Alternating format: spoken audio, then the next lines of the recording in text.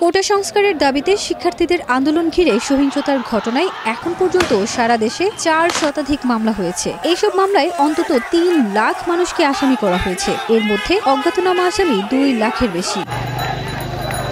সংশ্লিষ্ট সূত্র বলছে, দেশের ইতিহাসে এই প্রথম কোনো সহিংসতার ঘটনায় এত মামলা ও আসামি করা হলো। এর আগে 2013 সালে বিএনপি জামাতের আন্দোলন ঘিরে সহিংসতার ঘটনায় 2 শতাধিক মামলা হয়েছিল। আসামি করা হয়েছিল 1 লাখের বেশি। অন্তত 6 দিন ধরে দফায় দফায় আইন শৃঙ্খলা রক্ষাকারী বাহিনীর সঙ্গে আন্দোলনকারীদের সংঘর্ষ হয়েছে। আর এই সময়ে 150 জন মারা যাওয়ার তথ্য থাকার কথা জানিয়েছেন সরকার।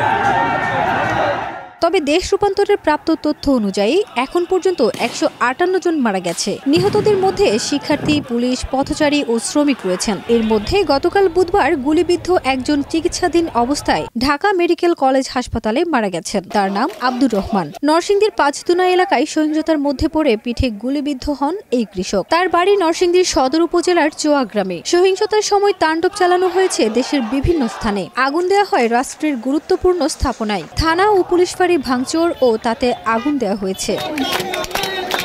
মামলা পর্যালোচনা করে দেখা গেছে, আসামি করা হয়েছে বিএনপির জামাত ইসলামী ও কলেজ বিশ্ববিদ্যালয়ের শিক্ষার্থীদের। তবে গ্রেপ্তারকৃতদের বেশিরভাগ রাজনীতির সঙ্গে জড়িত নয় বলে জানা গেছে। মামলাগুলোই সংঘর্ষের কারণ উল্লেখ না হলেও আইন শৃঙ্খলা রক্ষাকারী বাহিনীর গুলিতে কেউ মারা গেছে কিনা সে তথ্য নেই।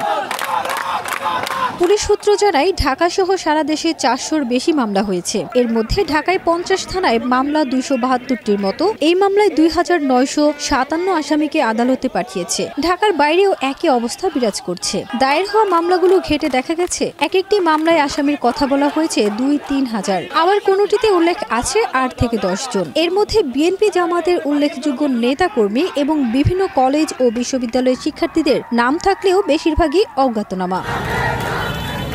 ফারজানা নিকিতা, দেশ রূপান্তর।